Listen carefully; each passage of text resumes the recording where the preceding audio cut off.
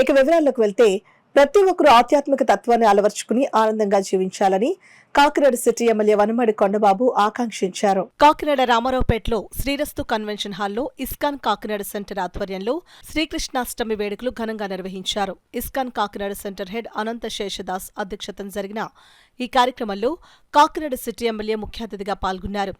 శ్రీకృష్ణ జన్మాష్టమి సందర్భంగా నిర్వహించిన వివిధ పోటీల్లో గెలుపొందిన విజేతలకు, పోటీల నిర్వహణకు సహకరించిన పాఠశాలల యాజమాన్యాలకు ఎమ్మెల్యే కొండబాబు చేతుల మీదుగా ప్రశంసా పత్రాలను అందజేశారు. అలాగే శ్రీరస్తు కన్వెన్షన్ హాల్ అధినేత డాక్టర్ ఎస్వీఎస్ రావు దంపతులను, నాట్యాచారిణి ఆకెళ్ల పద్మను, ONGC executive director Ratnesh Kumar దంపతులను ఆయన ఘనంగా సత్కరించారు. ఇస్కాన్ హెడ్ అనంత శేషదాస్ ముఖ్య అతిథి ఎమ్మెల్యే వనమాడి కొండబాబును సత్కరించి జ్ఞాపికను అందజేశారు. ఈ సందర్భంగా ఇస్కాన్ హెడ్ అనంత శేషదాస్, సిటీ ఎమ్మెల్యే వనమాడి కొండబాబు ప్రసంగించారు. ఈ కార్యక్రమంలో నగర ప్రముఖులు, ఇస్కాన్ సభ్యులు, విద్యార్థులు, వారి తల్లిదండ్రులు, వివిధ పాఠశాలల ఉపాధ్యాయులు పాల్గొన్నారు.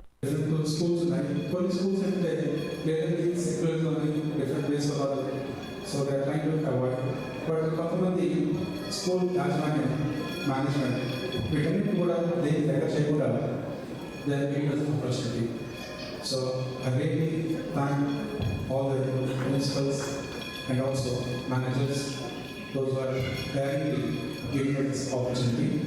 So I put all the culture, all the teachers together. We are not criticizing any other religions, but at the same time, we want to spread our movement. Sanatana Dharma.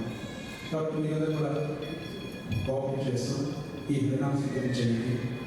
తర్వాత రేపు ఒరిజినల్గా శ్రీకృష్ణ జన్మాష్టమి విధి ప్రకారంగా జరుగుతున్నాం.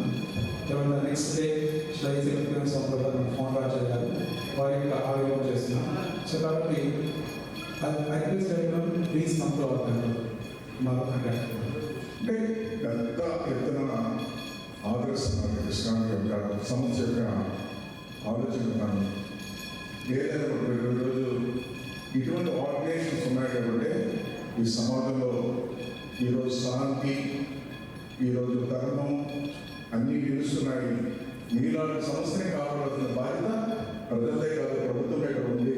ప్రభుత్వం సహకారం, మా సహకారం మీరు ఎప్పుడు ఉండాలని ఈ సందర్భంలో ఈరోజు కార్యక్రమం చేస్తాను. ప్రతి ఒక్కరు కూడా నేనేమంటానంటే పిల్లలు కూడా భగవద్గీతను కూడా చదివే అవకాశం, అదేవిధంగా మీరు చేసే పుస్తకాలు ఇస్తున్నారు, అందులో కొన్ని మంచి విషయాలు ఉంటున్నాయి. అవి కూడా ఒక అరగంట పావుగంట ఈ పుస్తకాలను చదవాలని పిల్లలకి మీరు సందేశం ఇవ్వాలని సందర్భంగా తల్లిదండ్రులకి చేసుకుంటూ, తల్లిదండ్రులు కాదు ఈ సమాజంలో ప్రతి ఒక్కరు కూడా భగవద్గీతను చదవాలి.